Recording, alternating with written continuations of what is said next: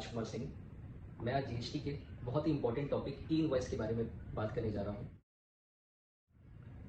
आप लोगों में से कईयों ने ई इनवॉइस के बारे में सुना होगा। ये ई इनवॉइस उन्हीं टैक्स पेयर्स के लिए एप्लीकेबल है जिनका टर्नओवर पिछले या फिर पिछले किसी भी फिनेंशियल ईयर में 5 करोड़ से ज़्यादा था।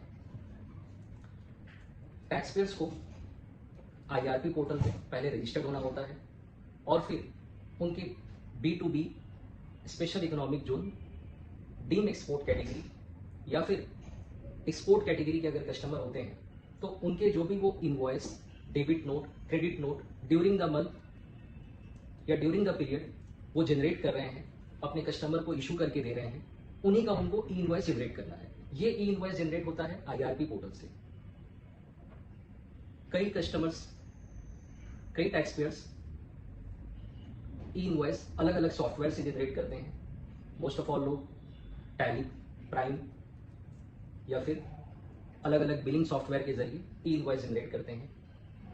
और कुछ एक ऐसे भी क्लाइंट्स हैं, कुछ एक ऐसे भी टैक्स पेयर्स हैं जिनका अलग से कोई बिलिंग सॉफ्टवेयर नहीं होता है, तो वो लोग ई इनवॉइस के पोर्टल में वहाँ पे एक GEPP टूल्स बोल के फ्री यूटिलिटी दिया गया है, उनके जरिए वो लोग ई इनवॉइस जनरेट कर सकते हैं।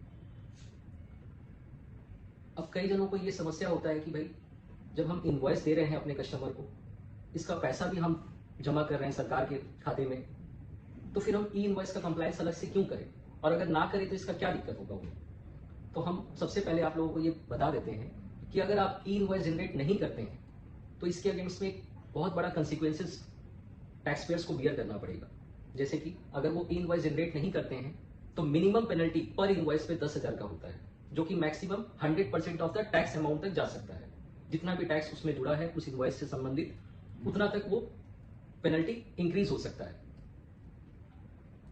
कई लोग डेटा प्रॉपर मेंटेन नहीं करते हैं। कई ऐसे टैक्स पेयर्स होते हैं जो डेटा प्रॉपर मेंटेन नहीं करते हैं। ई इनवॉइस में कुछ अमाउंट रिपोर्ट कर रहे हैं और अपने बुक्स ऑफ अकाउंट्स और जीएसटी रिटर्न में कुछ अलग अमाउंट रिपोर्ट कर रहे हैं, तो उनके लिए भी ये बात दिक्कत वाला है, क्योंकि ई इनवॉइस में जो अमाउंट्स जाता है और अगर वो टैक्स पेयर्स के बुक्स ऑफ अकाउंट्स या रिटर्न से अगर मैच नहीं करता है तो यहाँ पे भी पेनल्टी इंपोज कर सकता है डिपार्टमेंट। पर इनवॉइस 25,000 का पेनल्टी यहाँ पे बियर करना पड़ेगा टैक्स पेयर्स को।